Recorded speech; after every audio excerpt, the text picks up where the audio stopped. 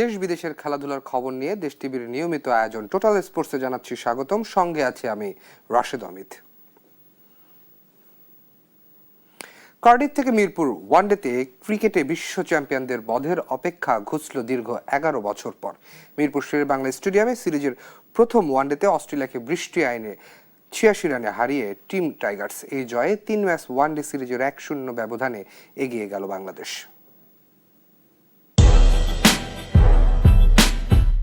মোসাদ্দেকের প্রত্যাবর্তন ইনিংসটা স্মরণীয় করে রাখলেন বাংলাদেশের পেসাররা। নাহিদ, তাসকিন, মুস্তাফিজ গতিতে টাইগারদের সামনে কুপকাত হলো বিশ্ব চ্যাম্পিয়নরা। সিরিজের প্রথম ওয়ানডেতে বৃষ্টি আইনে স্বাগতিকরা জয় পেল 86 রানে।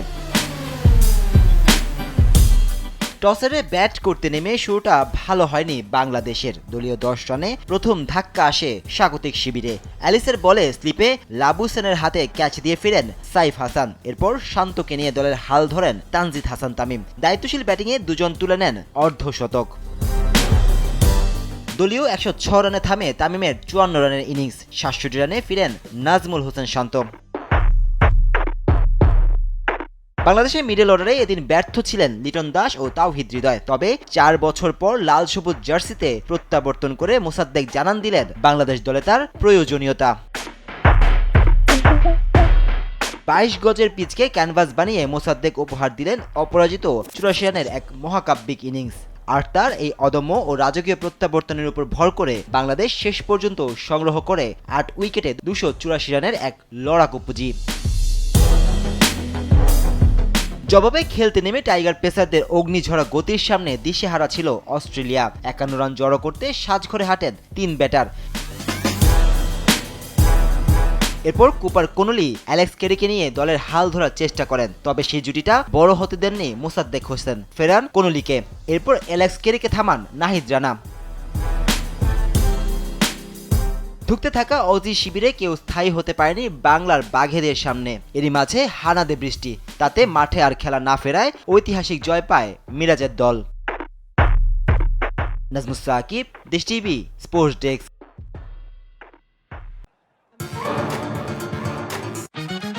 ফ্রিডম নিয়ে এলো স্কুটি নাকি গোল্ড অফার। স্টিকারে থাকা কিউআর কোড স্ক্যান করে প্যাকের ভেতরের কোডটি দাও আর প্রশ্নের উত্তর দিয়ে জিতে নাও স্কুটি অথবা গোল্ড কয়েন। এবার ফিফা বিশ্বকাপের ক্ষণগণনার খবর।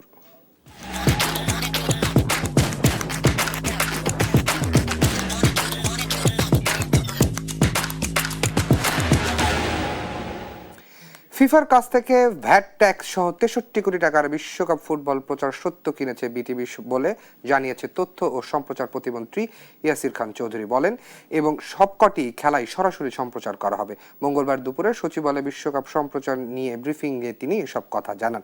তথ্য প্রতিমন্ত্রী বলেন জনগণের স্বার্থ রক্ষা করে বিটিভিতে বিশ্বকাপ ফুটবল প্রচারের ব্যবস্থা করা হয়েছে। বিটিভির পাশাপাশি বেসরকারি 2টি টিভি চ্যানেলে ও ওটিটি মোবাইল অপারেটর প্ল্যাটফর্মে খেলা দেখা যাবে বলে তিনি জানান। প্রতিমন্ত্রী আরো জানান এবার বিশ্বকাপের প্রচারে 200 কোটি টাকা প্রচার সত্য প্রস্তাব দিয়েছিল। সরকার তা নাকচ করে সরাসরি ফিফার সাথে আলোচনা করেছে। সেই অনুযায়ী মাত্র 47 কোটি টাকায় প্রচার সত্য পেয়েছে। ভ্যাট ট্যাক্স সহ তা 63 কোটি টাকা। 2026 বিশ্বকাপ জয়ের হেক্সা মিশন পূরণে বিলাসবহুল হোটেলের 4 দেয়ালে ছেড়ে সম্পূর্ণ ভিন্ন পথে হেঁটেছে 5 বারের বিশ্ব চ্যাম্পিয়ন ব্রাজিল। ফুটবলের 2 মাস্টার মাইন্ড ইয়ার্গান ক্লুপ ও কার্লো আঞ্চলেত্তির মেলবন্ধনে সেলেসাওদের আস্তানা গেড়েছে নিউ জার্সির অত্যাধুনিক কলম্বিয়া পার্ক ট্রেনিং ফ্যাসিলিটিতে। সেখানে মেটলাইফ স্টেডিয়ামের ফাইনালের টার্ফের আদলে তৈরি করা মাঠে নিজেদের ঝালিয়ে নিচ্ছে ভিনিসিয়াস সহ নেইমাররা। আরাম আয়েশ নয়, নিখুঁত বিজ্ঞান আর সাম্বা ফুটবলের এই অনন্য ফিউশন জানান দিচ্ছে এবারে ট্রফি জয়ের জন্য বিন্দুমাত্র ছাড় দিতে নারাজ ব্রাজিল। 2026 বিশ্বকাপ মাতাতে 3 আয়োজক দেশ যুক্তরাষ্ট্র, কানাডা আর মেক্সিকোয় একে একে পা রাখছে বিশ্বসেরা দলগুলো। জার্মানি আস্তানা গেড়েছে নর্থ ক্যারোলিনায়। স্পেনের বেস ক্যাম্প টেনিস অঙ্গরাজ্যের চ্যাটানুকা শহরে। প্রায় সব দলই যখন বিলাসবহুল 5 স্টার হোটেলের 4 দেয়ালে বন্দী, তখন 5 বারের বিশ্ব চ্যাম্পিয়ন ব্রাজিল বেছে নিয়েছে সম্পূর্ণ এক ভিন্ন ঠিকানা। কোনো হোটেল নয়, ব্রাজিল ডেরা গেড়েছে নিউ জার্সিতে স্থানীয় ক্লাব নিউ ইয়র্ক রেড বুলসের পারফরম্যান্স সেন্টারে, যা কলম্বিয়া পার্ক ট্রেনিং ফ্যাসিলিটি নামেও পরিচিত। কিন্তু কেনই একাডেমি? কারণ এর পেছনে হাত রয়েছে ফুটবলের দুই মাস্টারমাইন্ডের। জার্মান গুরু ইয়োর্গেন ক্লপ বর্তমানে রেড বুলস ফুটবল প্রোগ্রামের প্রধান। তার তত্ত্বাবধানেই নতুন করে সেজে উঠেছে এই ফ্যাসিলিটি। আর ক্লপের এই মাস্টারপিস দেখেই মুগ্ধ হয়েছেন ব্রাজিল কোচ কার্লো আনচেলত্তি। ক্লাবের সঙ্গে নিজে আলোচনা করে সেলেসাওদের জন্য এই সুযোগ সুবিধা চূড়ান্ত করেছেন ইতালিয়ান এ mastermind. Columbia park training facility কেমন এই ফুটবল স্বর্গ। ৮০ একর জায়গা জুড়ে বিস্তৃত এই কমপ্লেক্সে 5 স্টার হোটেলের চেয়েও সুনিপুণ আবাসনের ব্যবস্থা রয়েছে। এছাড়াও আছে ৮টি ফুটবল মাঠ, যার মধ্যে 2টি সার্বক্ষণিক ব্যবহার করার সুযোগ পাচ্ছে সেলেসাওরা। সবচেয়ে চমকপ্রদ ব্যাপার হলো বিশ্বকাপের ফাইনাল যে মেটলাইফ স্টেডিয়ামে হবে, ঠিক সেই মাঠে টার্ফের সঙ্গে মিল রেখে এখানকার টার্ফ তৈরি করা হয়েছে। অর্থাৎ ফাইনালের কন্ডিশন ঘরের মাঠেই ঝালিয়ে নিচ্ছেন ভিনিসিয়াস নেইমাররা। ফুটবলারদের শতভাগ ফিট রাখতে আছেন নিজস্ব ডায়েটিশিয়ান ও স্পেশাল কুকার, যারা নিশ্চিত করবেন সুষম খাবার।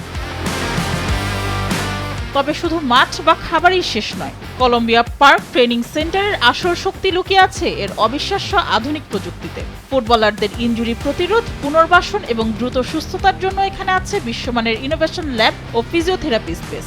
ম্যাচ কিংবা অনুশীলনের তীব্র ক্লান্তি এক নিমেষেই দূর করতে ম্যাজিকের মতো কাজ করবে এখানকার হাইড্রোথেরাপি ও অ্যাকুয়াটিক থেরাপি সেন্টার। এছাড়া অনুশীলনের খুঁটিনাটি ডেটা অ্যানালাইসিসের জন্য যুক্ত করা হয়েছে multi angle camera tracking system, যা মাঠ এবং ইনডোরের একাধিক কোণ থেকে নিখুঁত ভিডিও ধারণ করে ফুটবলারদের পারফরম্যান্স বিশ্লেষণে বিশেষ সুবিধা দেবে।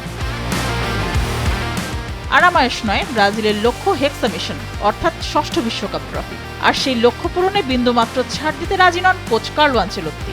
মাঠের লড়াইয়ের আগেই মাঠের বাইরের এই প্রস্তুতি কিন্তু জানান দিচ্ছে ব্রাজিল এবার বিশ্বকাপে সত্যিই স্পেশাল কিছু করতে আসছে। মেহজাবিন হোসেন, স্পোর্টস ডেস্ক, দেশ টিভি।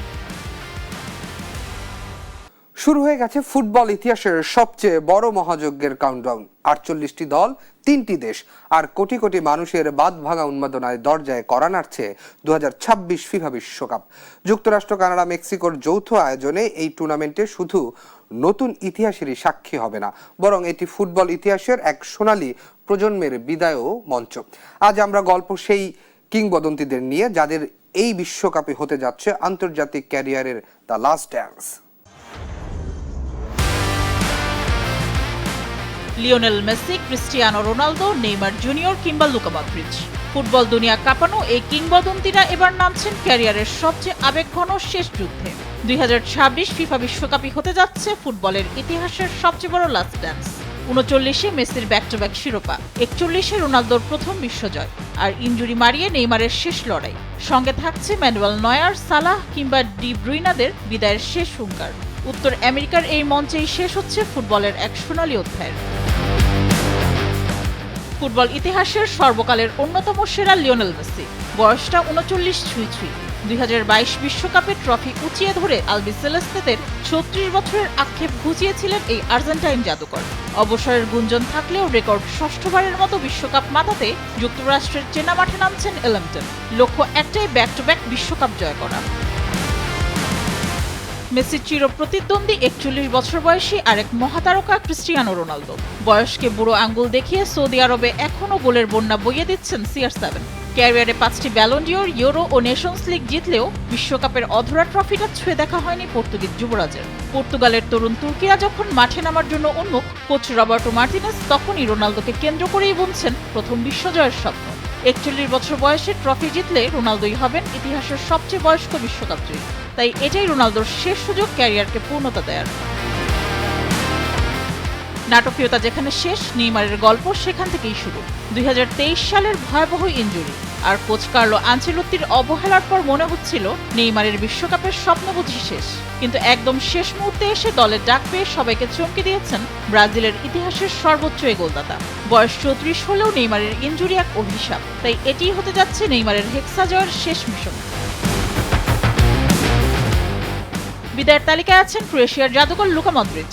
৪০ বছর বয়সী মদ্রিচ এবার বিশ্বকাপে ক্রিস্টিয়ানো রোনালদোর পর দ্বিতীয় বয়স্ক ফুটবলার। ২০১৮ বিশ্বকাপে ক্রোয়েশিয়াকে রূপকথার ফাইনালে নিয়ে যাওয়া এবং ২০২২ বিশ্বকাপে তৃতীয় স্থানে নিয়ে দেওয়া এই মিডফিল্ড জাদুকর এখনও ফিট।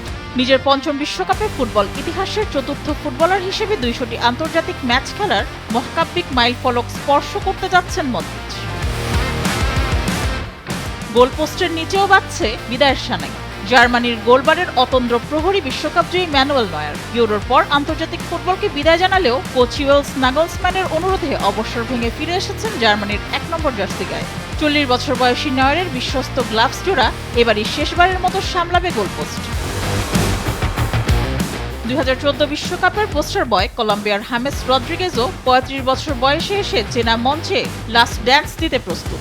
ইনজুরি জর্জরিত ক্যারিয়ারের শেষ অধ্যায়টা রাঙাতে চান বিশ্বকাপ দিয়ে। মিশরের ফুটবল ইতিহাসের নিঃসন্দেহে সেরা ফুটবলার মোহাম্মদ সালাহ 34 বছর বয়সী ইজিপশিয়ান কিং এর দিকেই তাকিয়ে থাকবে গোটা মিশর। উত্তর আমেরিকার এই আসরে সালাহ চাইবেন নিজের সবটুকু ঢেলে দিয়ে মিশরের ফুটবল ইতিহাসে এক সোনালী বিদায় লিখে যেতে। 34 বছর বয়সী সন হিউন মিন দক্ষিণ কোরিয়া ফুটবলের এক উজ্জ্বল নক্ষত্র। বিশ্বকাপের পরেই আন্তর্জাতিক ফুটবলকে বিদায় জানাবেন টটেনহামের এই কিংবদন্তি। এশিয়ান ফুটবল প্রেমীদের চোখ তাই সনের শেষ বিশ্বকাপের দিকে।